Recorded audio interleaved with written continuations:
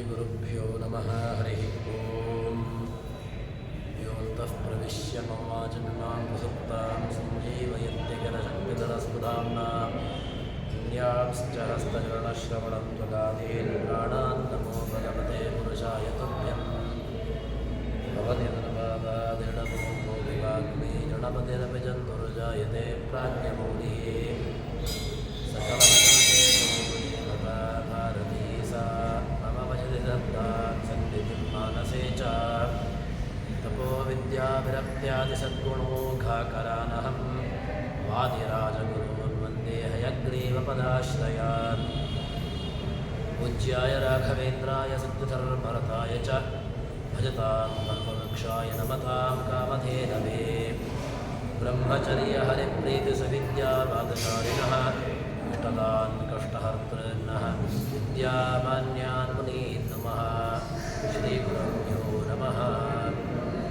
भद्रं कर्णेभिः शृणुयाम देवाः भद्रं पश्येमाक्षभिर्यजत्राः स्थिरैरङ्गैस्तुष्टुवां सस्तनूभिः यशेम देवहितं यदायुः। स्वस्ति न इन्द्रो वृद्धश्रवाः स्वस्ति नः पूषा विश्ववेदाः स्वस्ति नस्तार्क्ष्यो अरिष्टनेमिः स्वस्ति न बृहस्पतिर्दधातु। श्रीगुरुभ्यो नमः।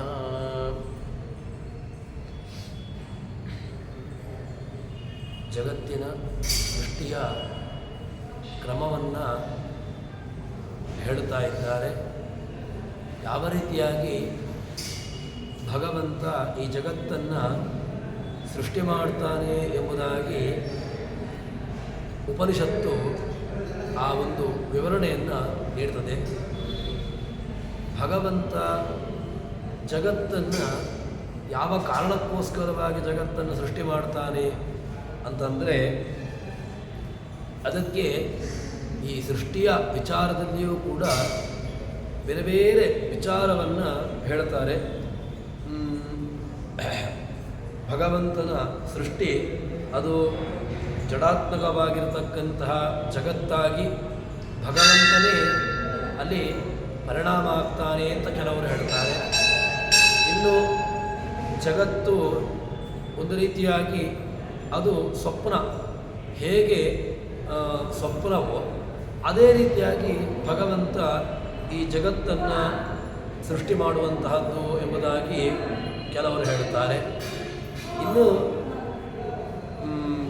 ಅಂದರೆ ಮಿಥ್ಯಾ, ಹೇಗೆ ಜಗತ್ ಮಿಥ್ಯಾಭೂತವಾಗಿರತಕ್ಕಂತಹದ್ದು ಆ ರೀತಿಯಾಗಿ ಜಗತ್ತು ಎಂಬುದಾಗಿ ಮಿಥ್ಯಾಕಲ್ಪಿತ ಎಂಬುದನ್ನು ಹೇಳ್ತಾರೆ.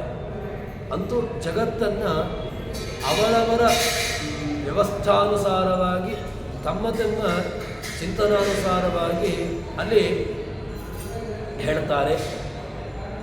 ತದನಂತರದಲ್ಲಿ ಇದ್ಯಾವುದೂ ಕೂಡ ಅಂದರೆ ಜಗತ್ತು ಮಾಯಾಕಲ್ಪಿತ ಅಂತ ಹೇಳತಕ್ಕಂತಹ ವಾದ, ಇನ್ನು ಜಗತ್ತು ಸ್ವಪ್ನದಂತೆ ಅಂತ ಹೇಳ್ತಕ್ಕಂತಹ ವಾದ, ಇನ್ನು ಜಗತ್ತು ಮಿಥ್ಯಾ ಎಂಬಂತಹ ವಾದ, ಇದೆಲ್ಲವನ್ನೂ ಕೂಡ ನಿರಾಕರಣೆ ಮಾಡ್ತಾರೆ. ಯಾಕೆ ಅಂತಂದರೆ ಇದ್ಯಾವುದೂ ಕೂಡ ವಾದ ಸರಿಯಿಲ್ಲ.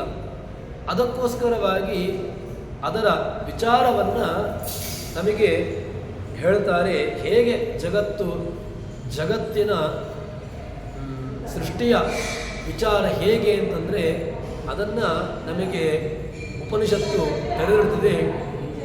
ಇಚ್ಛಾ ಮಾತ್ರ ಪ್ರಭೋ ಸೃಷ್ಟಿ ಇತಿ ಸೃಷ್ಟೌ ವಿನಿಶ್ಚಿತಾ ಕಾಲಾತ್ ಪ್ರಸೂತಿಂ ಭೂತಾನ ಮನ್ಯಂತೆ ಕಾಲಚಿಂತಕಾ ಅಂತ ಎಂಬುದಾಗಿ ಜಗತ್ತಿನ ಸೃಷ್ಟಿಯ ವ್ಯವಸ್ಥೆಯನ್ನು ಹೇಳ್ತಾರೆ. ಹೇಗೆ ಜಗತ್ತು ಮಾಯಾ ಏನು ಜಗತ್ತೇ ಭಗವಂತನೇ ಜಗತ್ತಾಗಿ ಪರಿಣಾಮ ಹೊಂದುತ್ತಾನೆ ಅಂತ ಏನು ವಾದ ಇದೆ ಅದೂ ಸರಿಯಿಲ್ಲ. ಯಾಕೆ ಭಗವಂತನೇ ಜಗತ್ತಾಗಿ ಅವನು ಪರಿಣಾಮ ಆಗ್ತಾನೆ ಅಂತ ಅಂದರೆ ಅದು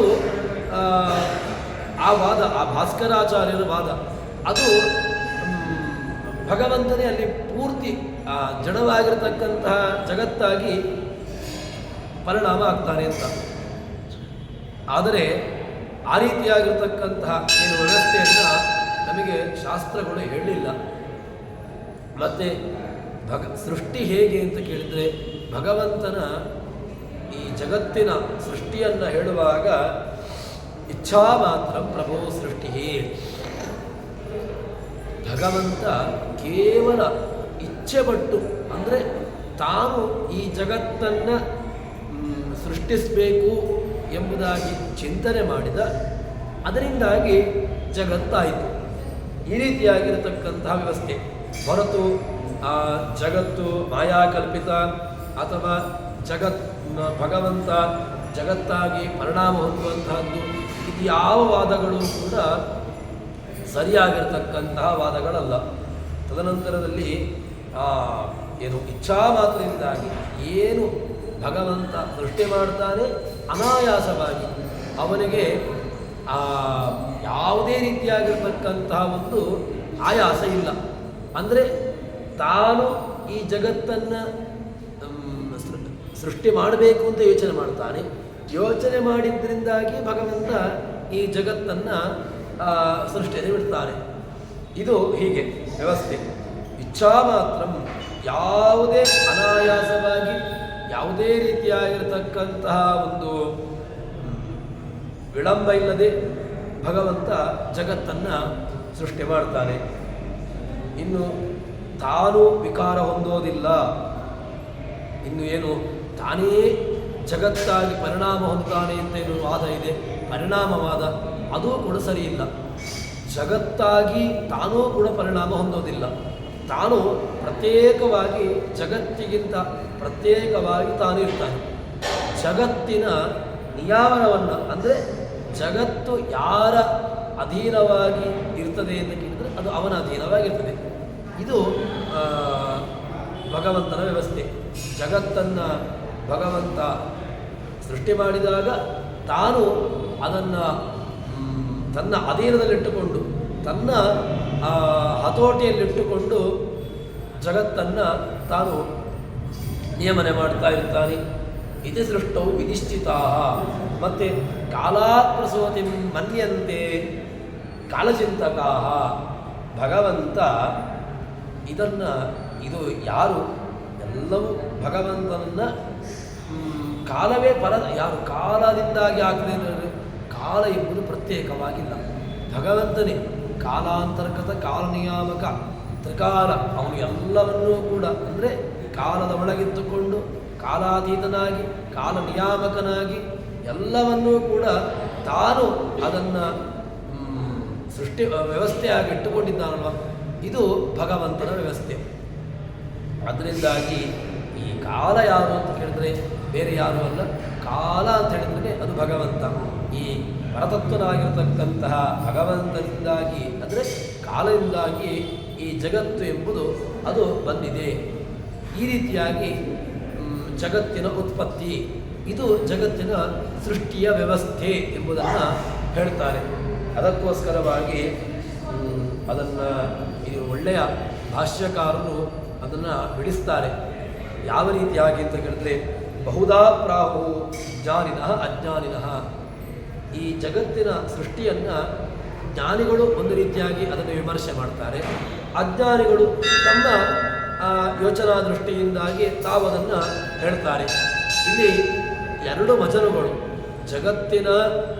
ಜಗತ್ತನ ಉತ್ಪತ್ತಿಯನ್ನು ಹೇಳತಕ್ಕಂತಹ ವ್ಯವಸ್ಥೆಯಲ್ಲಿ ಎರಡು, ಒಂದು ಜ್ಞಾನಿ ವರ್ಗ, ಇನ್ನೊಂದು ಅಜ್ಞಾನಿ ವರ್ಗ. ಈ ಜ್ಞಾನಿ ವರ್ಗಗಳು ಏನು ಮಾಡ್ತವೆ ಅಂತ ಕೇಳಿದರೆ, ವಿಷ್ಣು ವಿಕೃತಿ ಮಾಯಾದಿ ಮಹದಾದಿ ಸ್ವರೂಪಿಣಿ ಎಂಬುದಾಗಿ ಏನು ವಿಷ್ಣು ಭಗವಂತನೇ ವಿಕೃತಿ, ಏನು ಅವನು ವಿಕಾರ ಆಗ್ತಾನೆ ಅಂತ ವಾದ, ಅದು ಇಲ್ಲ. ಸೃಷ್ಟಿ ಕಾರ್ಯವನ್ನು ಜ್ಞಾನಿಗಳು ಅಜ್ಞಾನಿಗಳು ಇದು ಭಗವಂತನೇ ಆಯಾಯ, ಅಂದರೆ ಜಗತ್ತಿನ ಒಂದೊಂದು ವಸ್ತುಗಳು ಇದೆಯಲ್ವ, ಅದು ಭಗವಂತನೇ ವಿಕಾರ ಹೊಂದ್ತಾ ಹೋದದ್ದು. ಅಂದರೆ ಭಗವಂತನೇ ವಿಕಾರ ಆಗ್ತಾ ಆಗ್ತಾ ಆಗ್ತಾ ಒಂದೊಂದು ಪದಾರ್ಥಗಳಾಗಿ ವಿಕಾರ ಹೊಂದುತ್ತಾ ಹೋಗಿದ್ದಾನೆ ಅಂತ ಕೆಲವರು ಹೇಳ್ತಾರೆ. ಅದು ಸರಿಯಲ್ಲ. ವಿಷ್ಣುರು ವಿಕೃತಿ ಮಾಯಾತಿ ಮಹದಾದಿ ಸ್ವರೂಪಿಣಿ ಅಂತ ಹೇಳ್ತಾರೆ, ಅದು ಸರಿಯಿಲ್ಲ. ಇದನ್ನು ಭಾಸ್ಕರ ಮತ್ತೆ ಮಹದಾದಿ ತತ್ವರೂಪನಾಗಿ ಪರಿಣಾಮ ಹೊಂತಾನೆ ಅಂತ ಅವರು ಹೇಳ್ತಾರೆ.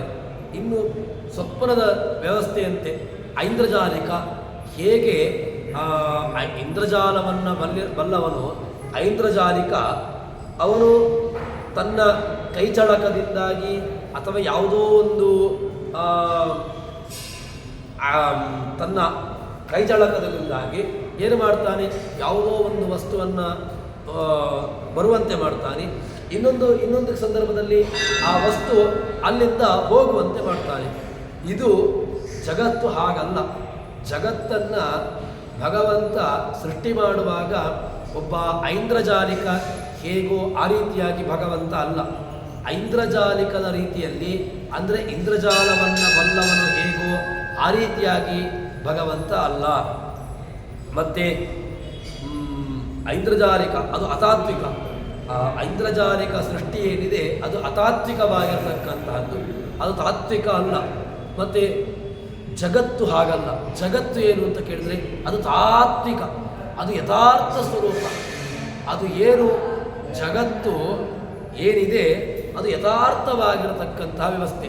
ಅದರಲ್ಲಿ ಈ ಅತಾತ್ವಿಕವಾಗಲಿ ಅಥವಾ ಸುಳ್ಳು ಅಂತಾಗಲಿ ಈ ರೀತಿಯಾಗಿರತಕ್ಕಂತಹ ಭ್ರಮೆಯನ್ನು ಯಾವ ಕಾಲಕ್ಕೂ ಕೂಡ ಪಡ್ಕೊಳ್ಳಬಾರದು ಎಂಬುದಾಗಿ ಹೇಳ್ತಾರೆ. ಇನ್ನು ಮತ್ತೆ ಜ್ಞಾನಿಗಳು ಹೇಳತಕ್ಕಂತಹ ವ್ಯವಸ್ಥೆ ಏನು ಅಂತ ಕೇಳಿದರೆ ಚಿನ್ಮಾತ್ರ ಸ್ವೇಚ್ಛಯೈವ ಅಖಿಲಂ ಜಗತ್. ಭಗವಂತನಿಗೆ ಯಾವುದೇ ವಿಕಾರ ಇಲ್ಲ.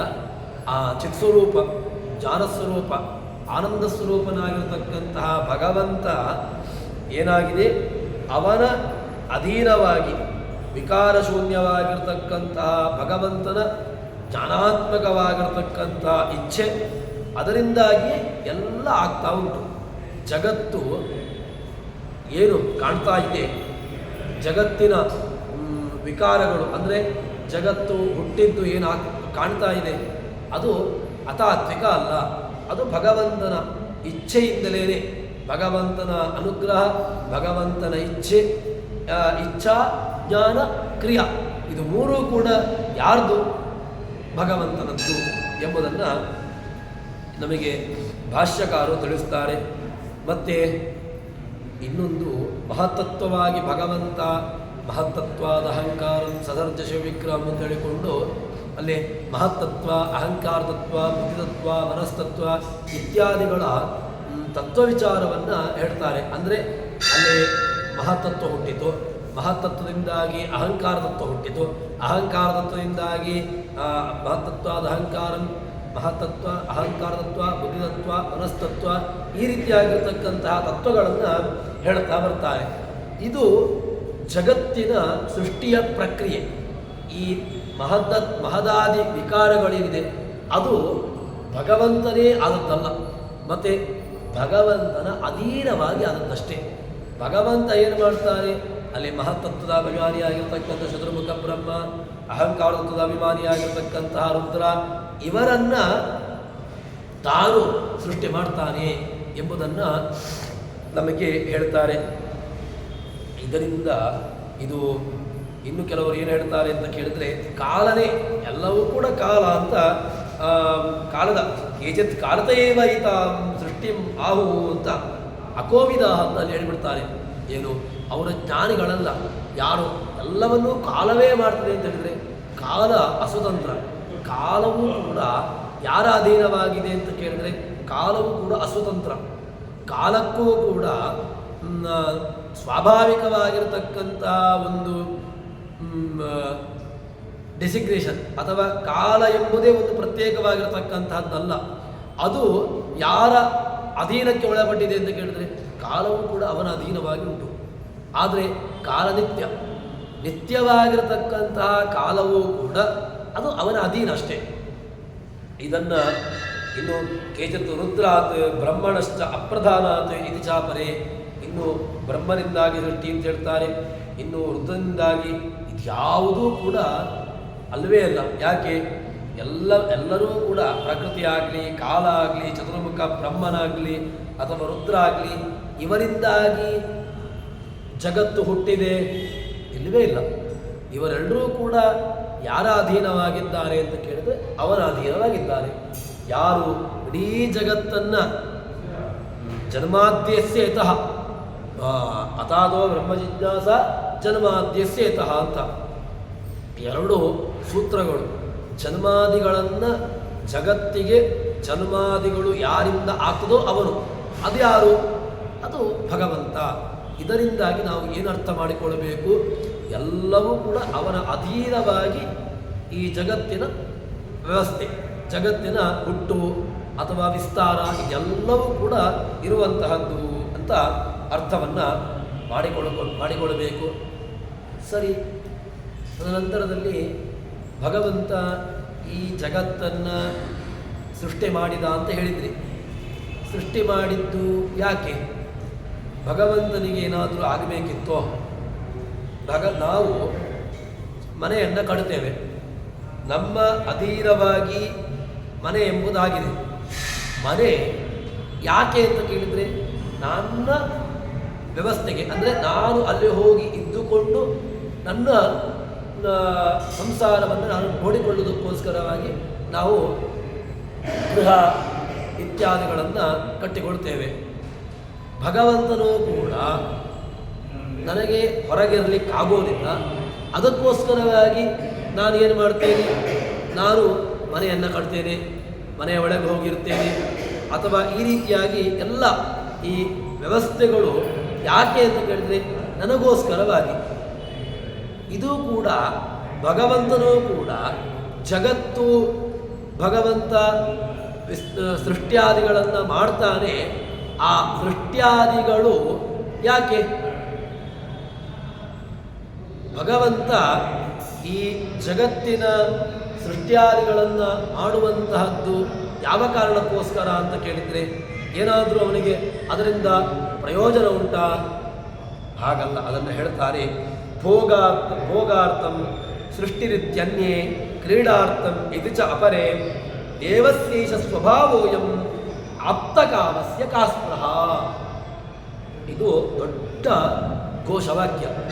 ಭಗವಂತನಿಗೆ ಯಾವುದೂ ಕೂಡ ಭಗವಂತ ಜಗತ್ತನ್ನು ಸೃಷ್ಟಿ ಮಾಡಿದ ಯಾಕೆ? ಏನೋ ಅವನಿಗೆ ಕೊರತೆ ಇತ್ತು, ಆ ಕೊರತೆಯನ್ನು ನೀಗಿಸಿಕೊಳ್ಳಿಕ್ಕೋಸ್ಕರವಾಗಿ ಭಗವಂತ ಏನು ಮಾಡಿದ? ಜಗತ್ತನ್ನು ಸೃಷ್ಟಿ ಮಾಡಿದ ಅಂತ ಏನಾದರೂ ಉಂಟಾ? ಅಂದರೆ ನಾನು ಮನೆಯನ್ನು ಕಟ್ಟಿದೆ. ಮನೆಯನ್ನು ಕಟ್ಟಿದ್ಯಾಕೆ ಅಂತ ಕೇಳಿದರೆ ನನಗೆ ಮೊದಲು ಮನೆ ಇರಲಿಲ್ಲ. ಆ ಮನೆಯಿಂದ ಆಗಬೇಕಾಗಿರತಕ್ಕಂತಹ ಏನೋ ಒಂದು ಅದು ನನಗೆ ಮನೆ ಕಟ್ಟಿದ ನಂತರ ಬಂತು. ಅಂದರೆ ಅಲ್ಲಿಯ ತನಕ ನನಗೆ ಕೊರತೆ ಇತ್ತು. ಅದರ ನಂತರ ಅಂದರೆ ಆ ಮನೆಯ ಕಟ್ಟಿದ ನಿರ್ಮಾಣದ ನಂತರ ನನಗೆ ಆ ಕೊರತೆ ಹೋಯಿತು. ಆ ವ್ಯವಸ್ಥೆಯನ್ನು ಇದನ್ನು ಏನಾದರೂ ಕೂಡ ಹೇಳುವುದಕ್ಕೋಸ್ಕರವಾಗಿ ಏನಾದರೂ ಆಯ್ತಾ ಅಂತ ಕೇಳಿದರೆ ಅದಕ್ಕೆ ಹೇಳ್ತಾರೆ, ಜಗತ್ತು ಭಗವಂತನಿಗೆ ಏನೋ ಒಂದು ಕೊರತೆ ಇದ್ದದ್ರಿಂದಾಗಿ ಭಗವಂತ ಜಗತ್ತನ್ನು ಸೃಷ್ಟಿ ಮಾಡಿದ, ಈ ರೀತಿಯಾಗಿ ಕಲ್ಪನೆ ಮಾಡಬೇಡಿ. ಯಾಕೆ ಅಂತ ಕೇಳಿದರೆ ನಮ್ಮಲ್ಲಾದರೂ ಕೂಡ ನಾವು ದೇವರನ್ನು ದರ್ಶನ ಮಾಡುವಂತಹದ್ದು, ದೇವಸ್ಥಾನಾದಿಗಳಿಗೆ ಹೋಗುವಂತಹದ್ದು ಯಾಕೆ ಅಂತ ಕೇಳಿದರೆ ನಮ್ಮಲ್ಲಿರತಕ್ಕಂತಹ ಯಾವುದೋ ಒಂದು ಅಭಾವ, ಕೊರತೆ, ಅದನ್ನು ನೀಗಿಸಿಕೊಳ್ಳಿಕ್ಕೋಸ್ಕರವಾಗಿ ನಾನು ದೇವರ ಹತ್ರ ಬರುವಂತಹದ್ದು. ನನಗೆ ಏನಿಲ್ಲ, ನನ್ನಲ್ಲಿರತಕ್ಕಂತಹ ಯಾವುದೋ ಒಂದು ಕೊರತೆ ಇದೆ, ಸಂಪತ್ತಿನ ಕೊರತೆಯೋ ಅಥವಾ ಯಾವುದೋ ಒಂದು ಮಾನಸಿಕವಾಗಿರತಕ್ಕಂತಹ ನೆಮ್ಮದಿಯ ಕೊರತೆಯೋ ಅಥವಾ ಇನ್ನಿತರ ಯಾವುದೋ ಒಂದು ಅಭಾವ ನನ್ನಲ್ಲುಂಟು. ಈ ಅಭಾವವನ್ನು ನೀಗಿಸಿಕೊಳ್ಳಿಕ್ಕೋಸ್ಕರವಾಗಿ ನಾನೇನು ಮಾಡ್ತೇನೆ? ಅದನ್ನು ನಾನು ದೇವರ ಬಳಿಗೆ ಬಂದು ಅಥವಾ ದೇವರ ವ್ಯವಸ್ಥೆಗಳಿಗೆ ಹೋಗಿ ನಾನು ನನ್ನಲ್ಲಿರ್ತಕ್ಕಂತಹ ಕೊರತೆಯನ್ನು, ನನ್ನಲ್ಲಿರತಕ್ಕಂತಹ ಅಭಾವವನ್ನು ನಾನು ನೀಗಿಸಿಕೊಳ್ಳುವಂತಹದ್ದು. ಹೀಗೇನಾದರೂ ಅಂತ ಕೇಳಿದರೆ ಅದು ಜೀವನಿಗಾಗಬಹುದು. ಆದರೆ ಭಗವಂತನಿಗೆ ಹಾಗಲ್ಲ. ಭಗವಂತ ಜಗತ್ತನ್ನು ಸೃಷ್ಟಿ ಮಾಡಿದಲ್ವ, ಸೃಷ್ಟಿ ಮಾಡಿದ್ದು ಯಾಕೆ ಅಂತ ಕೇಳಿದರೆ ಏನೋ ಅವನಲ್ಲಿ ಇರಲಿಲ್ಲ, ಅದರ ಇಲ್ಲದಿರುವಿಕೆಯನ್ನು ನೀಗಿಸಿಕೊಳ್ಳಿಕ್ಕೋಸ್ಕರವಾಗಿ ತಾನು ಮದುವೆಯಾದ ಅಥವಾ ಏನೋ ಒಂದು ಜಗತ್ತನ್ನು ಸೃಷ್ಟಿ ಮಾಡಿದ.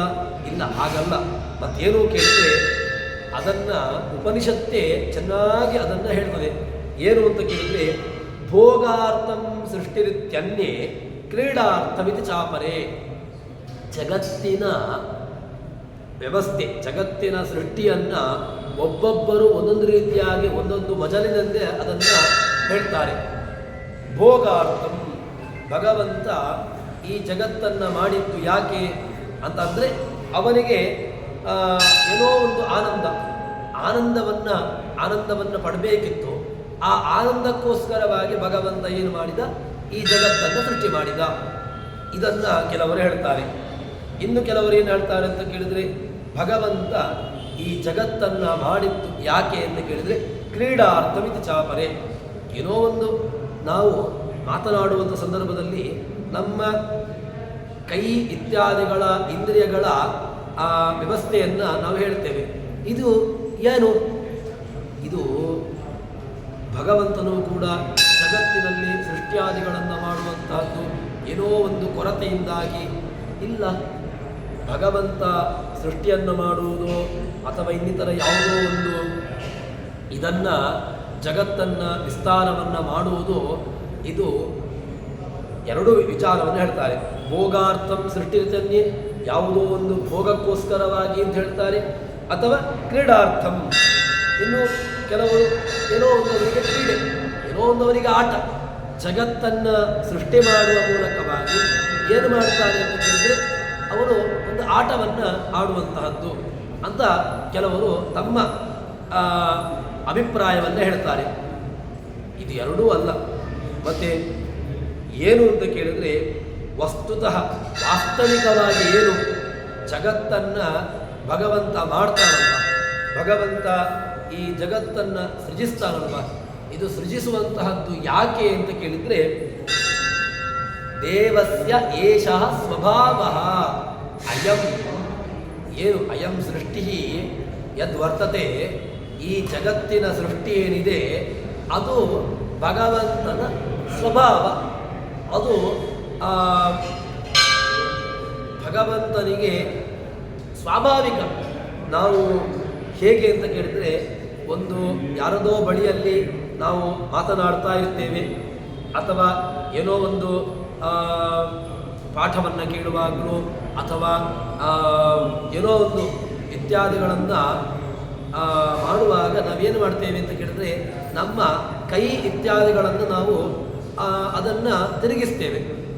ಇದು ಯಾಕೆ ಅಂತ ಕೇಳಿದರೆ ಏನಾದರೂ ಇದರಲ್ಲಿ ಅರ್ಥ ಉಂಟಾ ಅಂತ ಕೇಳಿದರೆ ಏನೂ ಇಲ್ಲ.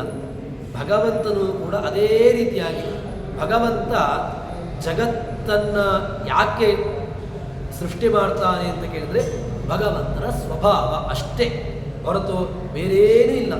ಭಗವಂತನ ಈ ಜಗತ್ತನ್ನು ಸೃಷ್ಟಿ ಮಾಡಬೇಕು ಅಂತ ಅವನ ಸ್ವಭಾವ ಅಷ್ಟೇ. ಜೀವಿಗಳನ್ನು, ಜೀವರಾಶಿಗಳನ್ನು ಜಗತ್ತಿನಲ್ಲಿ ಅವರವರ ಯೋಗ್ಯತಾನುಸಾರವಾಗಿ ಅವರು ತಮ್ಮ ಸಾಧನೆಯನ್ನು ಮಾಡಿಕೊಳ್ಳಬೇಕು ಎಂಬಂತಹ ದೃಷ್ಟಿಯಿಂದಾಗಿ ಭಗವಂತ ಏನು ಮಾಡ್ತಾನೆ, ಜಗತ್ತನ್ನು ಸೃಷ್ಟಿ ಮಾಡ್ತಾನೆ ಅಷ್ಟೇ, ಹೊರತು ಅವನಿಗೆ ಅದರಿಂದ ಏನೋ ಒಂದು ಕೊರತೆ ಅಥವಾ ಅವನಿಗೆ ಏನೋ ಒಂದು ಲಾಭ ಇದೆ ಅಥವಾ ಅವನ ಆನಂದಕ್ಕೋಸ್ಕರವಾಗಿ ಅಥವಾ ಅವನಿಗೆ ಇದೊಂದು ರೀತಿಯಾಗಿರತಕ್ಕಂತಹ ಕ್ರೀಡೆ ಸೃಷ್ಟಿ ಮಾಡುವಂತಹದ್ದು, ಸಂಹಾರ ಮಾಡುವಂತಹದ್ದು, ಲಯ ಮಾಡುವಂತಹದ್ದು, ಅಥವಾ ಇದೊಂದು ಅವನಿಗೆ ಕ್ರೀಡೆ ಅಥವಾ ಏನೋ ಒಂದು ಕೊರತೆ ಇತ್ತು, ಅವನಿಗೆ ಅಭಾವ ಇತ್ತು, ಆ ಅಭಾವವನ್ನು ಅವನು ಈ ಜಗತ್ತನ್ನು ಉಂಟು ಮಾಡುವ ಮೂಲಕವಾಗಿ ಅದನ್ನು ಪೂರೈಸಿಕೊಂಡ. ಹೀಗೆ ಭಗವಂತನ ವಿಷಯದಲ್ಲಿ ಹಾಗಾಗಲಿಕ್ಕೆ ಸಾಧ್ಯವೇ ಇಲ್ಲ. ಭಗವಂತ ಈ ಜಗತ್ತು ಭಗವಂತನಿಗೆ ಹೇಗೆ ಅಂತ ಕೇಳಿದರೆ ಅವನ ಸ್ವಭಾವ ಅಷ್ಟೇ. ಇದಕ್ಕೆ ಅರ್ಥ ಏನು? ಅವನು ಜಗತ್ತನ್ನು ಸೃಷ್ಟಿ ಮಾಡಿದ್ರಿಂದಾಗಿ ಅವನಿಗೆ ಯಾವುದೇ ಲಾಭ ಇಲ್ಲ ಅಥವಾ ಅವನಿಗೆ ಯಾವುದೇ ರೀತಿಯಾಗಿರ್ತಕ್ಕಂಥ ನಷ್ಟ ಇಲ್ಲ.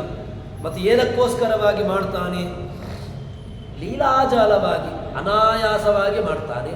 ಮತ್ತು ಅದರಿಂದಾಗಿ ಏನೋ ಒಂದು ಲಾಭವನ್ನಿಟ್ಟುಕೊಂಡು ಅಥವಾ ಯಾವುದೋ ಒಂದು ಚಿಂತನೆಯನ್ನಿಟ್ಟುಕೊಂಡು ಮಾಡ್ತಾನೆ, ಇಲ್ಲವೇ ಇಲ್ಲ. ಭಗವಂತ ಈ ಜಗತ್ತನ್ನು ಉಂಟು ಮಾಡುವಂಥದ್ದು ಅವನ ಸ್ವಭಾವ ಅಷ್ಟೇ. ಇದಕ್ಕೆ ಅರ್ಥ ಏನು ಅಂತ ಕೇಳಿದರೆ, ಇದಕ್ಕೆ ಅವನ ಒಂದೇ ಅರ್ಥ ಅವನ ಸ್ವಭಾವ ಅಷ್ಟೇ. ಇದನ್ನು ಹೇಳ್ತಾರೆ. ಯಾಕೆ ಅಂತ ಕೇಳಿದರೆ, ಭಗವಂತನ ದೊಡ್ಡ ಒಂದು ಹೆಸರು ಏನು ಅಂತ ಕೇಳಿದರೆ ಆಪ್ತಕಾಮ. ಆಪ್ತುಂ ಕಾಮ, ಆಪ್ತಕಾಮ, ಎಲ್ಲ ಕಾಮನೆಗಳನ್ನು ಅಂದರೆ ಪಡ್ಕೊಂಡವನು. ನಾವಾದರೂ ಕೂಡ ಆಪ್ತಕಾಮರಲ್ಲ. ಯಾಕೆ ನಾವು ಆಪ್ತಕಾಮರಲ್ಲ? ನನಗೆ ಏನಾದರೂ ಒಂದು ಬೇಕು ಅಂತಾದರೆ ನಾನೇನು ಮಾಡ್ತೇನೆ, ಅದನ್ನು ಯಾವುದೋ ಒಂದು ಬಾಹ್ಯವಾಗಿರತಕ್ಕಂತಹ ವ್ಯವಸ್ಥೆಯಿಂದಾಗಿ ನಾನು ಅದನ್ನು ಪಡ್ಕೊಳ್ಳುವಂತಹದ್ದು. ನನಗೆ ಏನು ಬೇಕು, ನನಗೆ ಮನೆ ಬೇಕು ಅಂತಾದರೆ ನಾನು ಏನು ಮಾಡ್ತೇನೆ ಅಂತ ಕೇಳಿದರೆ ಮನೆಯನ್ನು ಕಟ್ಟಿಕೊಳ್ತೇನೆ. ನನಗೆ ಅಥವಾ ಯಾವುದೋ ಒಂದು ವಸ್ತು ನನಗೆ ಬೇಕು ಅಂತಾದರೆ ನಾನು ಅದನ್ನು ಪಡ್ಕೊಳ್ಳುವಂತಹದ್ದು. ಅಂದರೆ ನನ್ನಲ್ಲಿ ಇಲ್ಲದೇ ಇರತಕ್ಕಂತಹದ್ದನ್ನು ನಾನು ಇನ್ನೊಂದರಿಂದ ಪಡ್ಕೊಳ್ಳುವಂತಹದ್ದು. ನನ್ನಲ್ಲಿ ಯಾವುದೋ ಒಂದು ಕೊರತೆ ಇದೆ, ಅದನ್ನು ನಾನು ಏನು ಮಾಡ್ತೇನೆ, ಯಾವುದೋ ಒಂದು ವಸ್ತುವಿನ ಮೂಲಕವಾಗಿ ನಾನು ಅದನ್ನು ಪಡ್ಕೊಳ್ತೇನೆ. ಇದು ಭಗವಂತನಿಗಿಲ್ಲ. ಯಾಕೆ? ಆಪ್ತಕಾಮ. ಆಪ್ತ ಎಲ್ಲವನ್ನೂ ಕೂಡ ತಾನು ಏನು ಪಡ್ಕೊಳ್ಳಬೇಕೋ ಎಲ್ಲವನ್ನೂ ಪಡೆದಾಗಿದೆ. ಅವನಿಗೆ ಯಾವುದರಿಂದಲೂ ಕೂಡ ಪಡ್ಕೊಳ್ಳಬೇಕು, ಯಾವುದೋ ಒಂದು ಜಗತ್ತನ್ನು ಸೃಷ್ಟಿ ಮಾಡಬೇಕು, ಅದರಿಂದ ತಾನೇನನ್ನೂ ಪಡ್ಕೊಳ್ಳಬೇಕು ಇಲ್ಲ, ಹಾಗಿಲ್ಲವೇ ಇಲ್ಲ. ಯಾಕೆ? ತನಗೆ ಏನು ಬೇಕು ಎಲ್ಲವೂ ಸಿಕ್ಕಿ ಆಗಿದೆ. ಆಪ್ತಕಾಮಸ್ಯ ಕಾಸ್ಪೃಹ. ಏನು ಪಡ್ಕೊಳ್ಳಬೇಕೋ ಅವನಿಗೆ ಪಡ್ಕೊಳ್ಳಬೇಕಾದ್ದು ಬಾಹ್ಯವಾಗಿರತಕ್ಕಂತಹ ವ್ಯವಸ್ಥೆಯಿಂದಾಗಿ ಪಡ್ಕೊಳ್ಳಬೇಕಾದ್ದು ಏನೂ ಇಲ್ಲ. ಇದು ಭಗವಂತನ ವ್ಯವಸ್ಥೆ. ಇದು ಉಪನಿಷತ್ತು ನಮಗೆ ಕೊಟ್ಟಿರತಕ್ಕಂತಹದ್ದು. ಭೋಗಾರ್ಥಂ ಸೃಷ್ಟಿರತ್ಯನ್ಯೇ ಕ್ರೀಡಾರ್ಥಮಿತಿ ಚಾಪರೆ ದೇವಸ್ಯೈಷ ಸ್ವಭಾವೋಯಂ. ಅಯಂ ದೇವಸ್ಯ ಸ್ವಭಾವ. ನತು ಅವನ ಕ್ರೀಡಾರ್ಥಂ ಅಥವಾ ನತು ಭೋಗಾರ್ಥಂ, ಇದೆರಡೂ ಅಲ್ಲ. ಅವನ ಆನಂದಕ್ಕೂ ಅಲ್ಲ, ಅವನ ಕ್ರೀಡೆಗೋಸ್ಕರವೂ ಅಲ್ಲ. ಮತ್ತೇನು ಕೇಳಿದ್ರೆ, ಜಗತ್ತು ಆಗ್ತಾ ಇದೆ. ಅನಾದಿ ಕಾಲದಿಂದಾಗಿ ಅನಂತ ಕಾಲದ ತನಕ ಈ ಜಗತ್ತಿನ ಪ್ರವಾಹ. ಜಗತ್ತು ನಿಂತಿಲ್ಲ, ನಿಂತ ನೀರಲ್ಲ. ಏನಾಗಿದೆ? ಇದು ಪ್ರವಾಹದ ರೀತಿಯಲ್ಲಿ ಹರಿತಾ ಉಂಟು. ನಾವು ಕಾಶಿಗೋ ಅಥವಾ ಬದರಿಗೋ ಇತ್ಯಾದಿ ತೀರ್ಥಕ್ಷೇತ್ರಗಳಿಗೆ ಹೋದಾಗ ಅಲ್ಲಿರತಕ್ಕಂತಹ ಗಂಗೆ, ಅಲ್ಲಿ ಹಿಂದಿನ ವರ್ಷ ಹೋದಾಗ ಅಲ್ಲಿ ಗಂಗೆ ಇತ್ತು, ಈ ವರ್ಷ ಹೋದಾಗಲೂ ಕೂಡ ಗಂಗೆ ಇತ್ತು. ಹೇಗಿದು?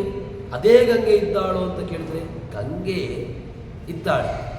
ಗಂಗಾ ಪ್ರವಾಹ ಅಂತ ಹೇಳ್ತಾರೆ ಅದನ್ನು. ಏನು ಪ್ರವಾಹ ಅಂತ ಹೇಳಿದ್ರೆ ನೀರಿನ ಪ್ರವಾಹ. ನೀರು ಹೇಗೆ ಇವತ್ತಿನ ನೀರಿನ ವ್ಯವಸ್ಥೆ ಹೇಗೆ ಪ್ರವಾಹದ ಮೂಲಕವಾಗಿ ಅದು ಹರಿದು ಹೋಯಿತೋ ಅದೇ ರೀತಿಯಾಗಿ ಪ್ರವಾಹ, ಜಗತ್ತು ಎಂಬುದು ಅನಾದಿ ಕಾಲದಿಂದಾಗಿ ಪ್ರವಾಹದ ರೀತಿಯಲ್ಲಿ ಹೋಗ್ತಾ ಇರ್ತದೆ. ಪ್ರವಾಹ ಹೇಗೆ ಅದು ಅನೂಚಾನವಾಗಿ ನಡೀತಾ ಇತ್ತು ಅದೇ ರೀತಿಯಾಗಿ ಜಗತ್ತು ಕೂಡ. ಇದು ಭಗವಂತನ ವ್ಯವಸ್ಥೆ. ಭಗವಂತ ಇದನ್ನು ತನ್ನ ಅಂಕೆಯಲ್ಲಿಟ್ಟುಕೊಂಡಿದ್ದಾನೆ. ಇದನ್ನು ನಿಯಮನೆ ಮಾಡತಕ್ಕಂಥ ಒಂದು ಶಕ್ತಿ ಬೇಕಲ್ವ, ಅದನ್ನೇ ಏನು ಅಂತ ಕರಿತೇವೆ ನಾವು, ಆ ಶಕ್ತಿ ಅಂತ ಹೇಳುವಂತಹದ್ದು. ಇದು ಸುಮ್ಮನೆ ಆಗ್ತಾ ಉಂಟು ಅಂತ ಹೇಳಲಿಕ್ಕೆ ಬರೋದೇ ಇಲ್ಲ.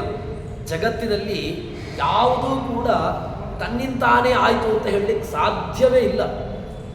ಜಗತ್ತು ಯಾವುದೇ ಒಂದು ಯಾರ ಅಧೀನವಾಗಿಯೂ ಇಲ್ಲದೆ ಜಗತ್ತು ಹುಟ್ಟಿತು. ಯಾರೂ ಇದಕ್ಕೆ ಏನು ಒಬ್ಬ ಸೃಷ್ಟಿ ಇಲ್ಲ, ಇದನ್ನು ಪಾಲನೆ ಮಾಡತಕ್ಕಂಥವನಿಲ್ಲ, ಯಾರಿಲ್ಲ. ಇದು ತನ್ನಿಂತಾನೇ ಆಯಿತು ಅಂತ ಹೇಳಿದರೆ ಹುಚ್ಚು ಅಂತ ಹೇಳ್ತಾರೆ. ಯಾಕೆ? ಜಗತ್ತಿನಲ್ಲಿ ಯಾವ ವಸ್ತುಗಳು ಕೂಡ ತನ್ನಿಂತಾನೇ ಆಗಲಿಕ್ಕೆ ಸಾಧ್ಯವೇ ಇಲ್ಲ. ಜಗತ್ತು ಕಾಣ್ತಾ ಉಂಟಲ್ವ, ಕಾಣತಕ್ಕಂತಹ ಜಗತ್ತಿಗೆ ಒಬ್ಬ ಯಾರಾದರೂ ಬೇಕೇ ಬೇಕು.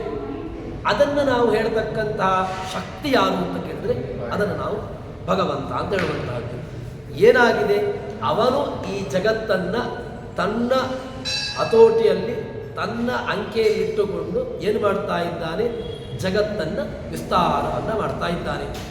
ಈ ಜಗತ್ತು ಅವನ ಅಧೀನಕ್ಕೆ ಒಳಪಟ್ಟು ಜಗತ್ತು ಆಗ್ತಾ ಉಂಟು ಅಂತ ಈ ಉಪನಿಷತ್ತಿನ ಆಂತರ್ಯ ನಮಗೆ ಅರ್ಥ ಆಗುವಂತಹದ್ದು. ಭಗವಂತ ಏನೇ ಮಾಡಿದರೂ ಕೂಡ ಏನಾದರೂ ಈ ಜಗತ್ತಿನಿಂದ ಆಗ್ತಾ ಉಂಟು ಅಂತಾದರೆ ಅದು ಸುಮ್ಮನೆ ಆಗ್ತಾ ಉಂಟು, ಏನೋ ಒಂದು ಅದಕ್ಕೆ ವ್ಯವಸ್ಥೆ ಇಲ್ಲ, ಯಾರಿಲ್ಲ, ತನ್ನಿಂತಾನೇ ಆಗಿದೆ ಹಾಗೆ ಹೇಳಲಿಕ್ಕೆ ಬರೋದೇ ಇಲ್ಲ. ಜಗತ್ತು ಉಂಟಲ್ಲವ, ಇರತಕ್ಕಂತಹ ಜಗತ್ತಿಗೆ ಕಾರಣೀಕರ್ತನಾಗಿರತಕ್ಕಂಥವನು ಒಬ್ಬ ಇದ್ದಾನೆ ಎಂಬುದನ್ನು ನಮಗೆ ಹೇಳ್ತಾರೆ. ಯಾಕೆ ಜಗತ್ತು ಇರತಕ್ಕಂತಹ ಜಗತ್ತಿಗೆ ಭಗವಂತ ನಿಯಾಮಕ, ಯಾಕೆ ಅವನು ಆಪ್ತಕಾಮ. ಭಗವಂತ ಕಾಮನೆಗಳನ್ನು ಪಡ್ಕೊಂಡು ಎಲ್ಲವನ್ನೂ ಕೂಡ ಹೊಂದಿಯಾಗಿದೆ. ಇನ್ನು ಅವನಿಗೆ ಕಾಮನೆಗಳು ಇಲ್ಲವೇ ಇಲ್ಲ. ಏನೆಲ್ಲ ಕಾಮನೆಗಳು ಇದು ಬೇಕೋ ಎಲ್ಲ ಕಾಮನೆಗಳನ್ನು ಪಡ್ಕೊಂಡಾಗಿದೆ. ಯಾಕೆ ಸಂಪತ್ತು ಬೇಕೋ, ಸಂಪತ್ತಿನ ಅಭಿಮಾನಿಯೇ ತಾನು. ಲಕ್ಷ್ಮೀದೇವಿಯೇ ತನ್ನ ಅಧೀನವಾಗಿದ್ದಾಳೆ, ಎಲ್ಲವೂ ಕೂಡ ತನ್ನ ಅಧೀನವಾಗಿ ಉಂಟು. ಜಗತ್ತು ತನ್ನ ಅಧೀನವಾಗಿ ಉಂಟು. ಯಾವ ಜಡ ಸಕಲ ಜೀವ ಜಡಾತ್ಮಕವಾಗಿರ್ತಕ್ಕಂಥ ಪ್ರಪಂಚ ಏನಿದೆ ಅದೆಲ್ಲವೂ ಕೂಡ ಇವನ ಅಂಕೆಯಲ್ಲಿ, ಇವನ ಹತೋಟಿಯಲ್ಲಿ ಉಂಟು. ಹೊರತು ಎಲ್ಲವೂ ಕೂಡ ಯಾರ ಅಂಕೆಗೂ ಸಿಗದೆ ಉಂಟು ಅಂತ ಹೇಳಿದ್ರೆ ಇಲ್ಲವೇ ಇಲ್ಲ. ಹಾಗೊಂದು ವ್ಯವಸ್ಥೆ ಇಲ್ಲ. ಜಗತ್ತು ಭಗವಂತನ ಅಧೀನವಾಗಿ ಭಗವಂತನ ನಿಯಮಕ್ಕೆ ಒಳಪಟ್ಟು ಜಗತ್ತಿದೆ ಎಂಬುದನ್ನು ನಮಗೆ ಈ ಉಪನಿಷತ್ತು ತಿಳಿಸಿಕೊಡ್ತದೆ. ತಸ್ಯಾಪಿ ವಿಷ್ಣು ಸೃಷ್ಟಿಂತು ಕೇಚಿದಾಹು ಅನೈಪುಣಃ ಅತೃಪ್ತಸ್ಯೈವ ಭೋಗಾರ್ಥಂ ಕ್ರೀಡಾರ್ಥಂತೂ ವಿಪಶ್ಚಿತಃ. ಯಾರಿಗೆ ನಮಗೆ ಆನಂದ ಬೇಕು, ಯಾಕೆ ನಾವು ಅತೃಪ್ತರು, ನಮಗೆ ತೃಪ್ತಿ ಬೇಕು ಅಂತಾದರೆ ಯಾವುದೋ ಒಂದು ವಸ್ತುವಿನ ಅಪೇಕ್ಷೆ ಉಂಟು. ನಮಗೆ ಸಿಹಿಯನ್ನು ತಿನ್ನಬೇಕು ಅಂತಾದರೆ ಸಿಹಿಯನ್ನು ತಿನ್ನುವ ಮೂಲಕವಾಗಿ ನಮಗೆ ಯಾವುದೋ ಆ ಸಿಹಿಯ ಚಾಪಲ್ಯವನ್ನು ನಾವು ತೀರಿಸಿಕೊಳ್ತೇವೆ. ಅಂದರೆ ನಾಲಿಗೆಯ ಚಾಪಲ್ಯವನ್ನು ನಾವು ಅದನ್ನು ಹೇಗೆ ನಾವು ಅದನ್ನು ಹೋಗಲಾಡಿಸುವಂತಹದ್ದು ಅಂತ ಕೇಳಿದರೆ ಕಣ್ಣಿಗೆ ಆಗಲಿ, ಕಿವಿಗೆ ಆಗಲಿ, ಅಥವಾ ತ್ವಕೀಂದ್ರಿಯಕ್ಕೆ ಇತ್ಯಾದಿ ಇಂದ್ರಿಯಗಳಿಗೆ, ಇಂದ್ರಿಯಗಳ ಕಣ್ಣು ಏನು ಮಾಡ್ತದೆ ಅಂತ ಕೇಳಿದರೆ ಯಾವುದೋ ಒಂದು ಅದಕ್ಕೆ ಬೇಕು ಅಂತ ಹೇಳಿದರೆ ಅದು ಯಾವುದೋ ಒಂದು ಕಾಮನೆಯನ್ನು ಪಡ್ತದೆ, ಯಾವುದೋ ಒಂದನ್ನು ನೋಡಬೇಕು ಅಂತ ಅನಿಸಿಬಿಡ್ತದೆ. ಅದನ್ನು ನೋಡಿದ್ರಿಂದಾಗಿ ಅದಕ್ಕೆ ಸುಖ. ಕಿವಿಗೆ ಯಾವುದನ್ನು ಕೇಳಬೇಕು ಅದನ್ನು ಬಿಟ್ಟು ಯಾವುದು ಕೇಳಬಾರ್ದು ಅದನ್ನು ಕೇಳುವ ಮೂಲಕವಾಗಿ ಕಿವಿಗೆ ಸುಖವನ್ನು ಅನುಭವಿಸಿದೆ. ಇನ್ನು ಈ ಕೈ ಯಾವುದನ್ನು ಮುಟ್ಟಬಾರ್ದು ಅದನ್ನು ಮುಟ್ಟುವ ಮೂಲಕವಾಗಿ ಈ ಇಂದ್ರಿಯ ತ್ವಗೀಂದ್ರಿಯ ಇದು ಖುಷಿಯನ್ನು ಪಡ್ತದೆ. ಈ ಇಂದ್ರಿಯಗಳಿಗೆ ಖುಷಿ ಯಾವುದರಿಂದ ಅಂತ ಕೇಳಿದರೆ ಯಾವುದೋ ಒಂದು ವಸ್ತುವಿನ ಅಪೇಕ್ಷೆ. ಜಗತ್ತಿನಲ್ಲಿ ಬೇರೆ ಬೇರೆ ವಸ್ತುಗಳುಂಟು. ಆ ವಸ್ತುವಿನ ಅಧೀನವಾಗಿ ಏನಾಗಿದೆ ನನ್ನ ಕಾಮನೆಗಳು. ಅಂದರೆ ನನಗೆ ಯಾವುದೋ ಒಂದು ವಸ್ತು ಬೇಕು ಅಥವಾ ನಾನು ಏನನ್ನೋ ಪಡ್ಕೊಳ್ಳಬೇಕು ಅಂತಾದರೆ ಯಾವುದೋ ಒಂದು ವಸ್ತುವಿನ ಅಧೀನವಾಗಿ ನಾನು ಇದ್ದೇನೆ ಅಂತಾಯಿತು. ಭಗವಂತ ಹಾಗಲ್ಲ. ಭಗವಂತ ಏನಿರ್ತಾನೆ, ಹೇಗಿದ್ದಾನೆ ಅಂತ ಕೇಳಿದ್ರೆ ಅವನು ಅತೃಪ್ತ ಸೇವ. ಭಗವಂತ ಅತೃಪ್ತ ಅಲ್ಲ. ಯಾಕೆ? ಎಲ್ಲವನ್ನೂ ತನ್ನ ಅಧೀನವಾಗಿಟ್ಟುಕೊಂಡು ತಾನು ಎಲ್ಲವನ್ನೂ ಕೂಡ ನಿಯಂತ್ರಣೆ ಮಾಡ್ತಾ ಇದ್ದಾನೆ. ಕ್ರೀಡಾರ್ಥಂತೂ ವಿಪಶ್ಚಿತ. ಇನ್ನು ಈ ಜಗತ್ತು ಕ್ರೀಡೆ ಅಂತ ಕೆಲವರು ಪರಿಹಾರಕ, ಅಂದರೆ ಆಲಸ್ಯ ಪರಿಹಾರಕವಾಗಿ ನಾವು ಆಟವನ್ನು ಆಡ್ತೇವೆ. ಯಾಕೆ ಆಟ ಆಡ್ತೇವೆ ಅಂತ ಕೇಳಿದರೆ ಏನೋ ಒಂದು ಜಾಡ್ಯ ಇತ್ತು, ಜಾಡ್ಯ ಪರಿಹಾರ ಆಗಬೇಕು ಅಂತಾದರೆ ನಾವು ಕ್ರೀಡೆಯನ್ನು ಆಟ ಆಡ್ತೇವೆ, ಕ್ರೀಡಾಂಗಣಕ್ಕೆ ಹೋಗ್ತೇವೆ. ಭಗವಂತ ಜಾಡ್ಯ ಪರಿಹಾರಕ್ಕೋಸ್ಕರವಾಗಿ ಜಗತ್ತನ್ನು ಮಾಡಬೇಕು.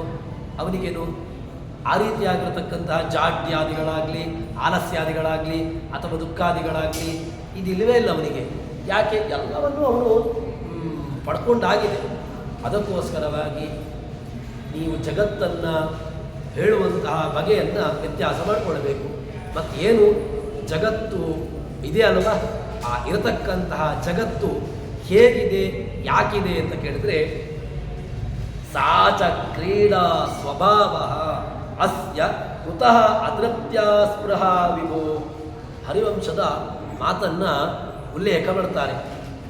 ಹರಿವಂಶದಲ್ಲಿ ಏನು ಹೇಳ್ತಾರೆ ಅಂತ ಕೇಳಿದರೆ, ಆ ಜಗತ್ತಿನ ಸೃಷ್ಟ್ಯಾದಿಗಳು ಕೂಡ ಅದು ಸ್ವಭಾವ. ಅದರಿಂದ ಅವನಿಗೆ ಯಾವುದೋ ಒಂದು ಪಡ್ಕೊಳ್ಬೇಕಾದ್ದು ಹಾಗಲ್ಲ. ಮತ್ತು ಪಡ್ಕೊಂಡಾಗಿದೆ, ಪಡ್ಕೊಳ್ಬೇಕಾದ್ದು ಏನೂ ಇಲ್ಲ ಅವನಿಗೆ. ಮತ್ತು ಆ ಸ್ವಭಾವ, ಅವನು ಏನು ಮಾಡಿದ್ರೂ ಕೂಡ ಅವನ ಸ್ವಾಭಾವಿಕವಾಗಿ ತನ್ನ ಸ್ವರೂಪದಲ್ಲಿಯೇ ಆಗಿದೆ. ಅದಕ್ಕೋಸ್ಕರವಾಗಿ ಜಗತ್ತನ್ನು ಅವನು ಮಾಡ್ತಾನೆ. ಕುತಃ ಅತೃಪ್ತ್ಯ ಸ್ಪೃಹ. ಅತೃಪ್ತತ್ವ ಇದು ಜೀವನ ಗುಣ, ಹೊರತು ಭಗವಂತನ ಆ ಲಕ್ಷಣ ಅಲ್ಲ. ಅತೃಪ್ತಿ, ಆ ಅತೃಪ್ತ ಎಂಬಂತಹ ಗುಣ ಅದು ಜೀವನಿಗಿರತಕ್ಕಂತಹದ್ದು. ಯಾಕೆ? ಏನು ಪಡ್ಕೊಂಡ್ರೂ ಕೂಡ, ಎಷ್ಟು ಪಡ್ಕೊಂಡ್ರೂ ಕೂಡ ಅದು ಸಾಕಾಗೋದಿಲ್ಲ. ತಾನು ಸಂಪತ್ತು ಮಾಡಿದ ಅಥವಾ ಏನು ಮಾಡಿದ್ರೂ ಕೂಡ, ಎಷ್ಟು ಮಾಡಿದ್ರೂ ಕೂಡ ಅದರಿಂದ ಅವನಿಗೆ ಒಂದು ತೃಪ್ತಿ ಅಂತ ಅನಿಸೋದಿಲ್ಲ. ಇದು ಜೀವನ ಗುಣ. ಜೀವನಿಗಾದರೂ ಕೂಡ ಅತೃಪ್ತತ್ವ ಇರಬಹುದು. ಇದು ಭಗವಂತನ ಗುಣ ಅಲ್ಲ. ನೀನು ಯಾವುದನ್ನು ಪಡ್ಕೊಳ್ಬೇಕೋ ಅಥವಾ ಇನ್ನಿತರ ಯಾವುದೋ ವಸ್ತುವನ್ನು ಅನುಭವಿಸಬೇಕೋ ಇಲ್ಲವೇ ಇಲ್ಲ. ಅವನಿಗೆ ಅದು ಯಾವುದೂ ಇಲ್ಲ. ಹಾಗೆ ಅವನನ್ನು ಯಾವ ರೀತಿಯಾಗಿ ಯಾವತ್ತೂ ಕೂಡ ಅವನನ್ನು ಆ ಕಲ್ಪನೆಯನ್ನು ಅವನಲ್ಲಿ ಮಾಡಬಾರದು. ಸಾಚ ಕ್ರೀಡಾ ಸ್ವಭಾವ ಅಸ್ಯ ಕುತಃ ಅತೃಪ್ತ್ಯ ಸ್ಪೃಹ. ಅತೃಪ್ತತ್ವ ಎಂಬಂತಹ ಗುಣಧರ್ಮಗಳು ಅದು ಜೀವನ ಧರ್ಮ. ಜೀವನ ಧರ್ಮವನ್ನು ಭಗವಂತನಲ್ಲಿ ಯಾವ ಕಾಲಕ್ಕೂ ಕೂಡ ಆರೋಪವನ್ನು ಮಾಡಬೇಡಿ. ಜೀವನ ಗುಣ ಅದು ಭಗವಂತನಲ್ಲಿ ಹೇಳಲಿಕ್ಕೆ ಬರೋದೇ ಇಲ್ಲ. ಜೀವನ ಗುಣ ಅದು ಪ್ರತ್ಯೇಕ, ಅವನ ಭಗವಂತನ ಗುಣ ಅದು ಪ್ರತ್ಯೇಕ. ಅದರಲ್ಲಿ ಯಾವ ಕಾಲಕ್ಕೂ ಕೂಡ ಅದರಲ್ಲಿ ಒಂದು ಗುಣಧರ್ಮಗಳನ್ನು ಆರೋಪ ಮಾಡುವಂತಹದ್ದು.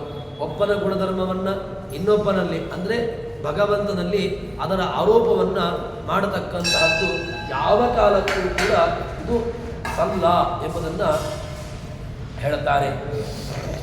ಸಾಚಕ್ರೀಡಾ ಸ್ವಭಾವ ಅಸ್ಯ ಕುತಸ್ಪೃಹ ವಿಭು. ಆ ವಿಭು ಎಲ್ಲವನ್ನೂ, ವಿಭು ಅಂತ ಹೇಳಿದರೆ ಸಾಮರ್ಥ್ಯ, ಅವನ ಎಲ್ಲವನ್ನೂ ಕೂಡ ಎಲ್ಲವನ್ನೂ ಕೂಡ ತನ್ನ ಅಧೀನವಾಗಿ ತನ್ನ ನಿಯಂತ್ರಣದಲ್ಲಿಟ್ಟುಕೊಂಡು ಮಾಡತಕ್ಕಂಥವನಿಗೆ ಈ ಅತೃಪ್ತಿತ್ವ ಇತ್ಯಾದಿ ಗುಣವನ್ನು ಅವನಲ್ಲಿ ನೀವು ಆರೋಪವನ್ನು ಮಾಡಬೇಡಿ ಎಂಬುದಾಗಿ ಹೇಳ್ತಾರೆ.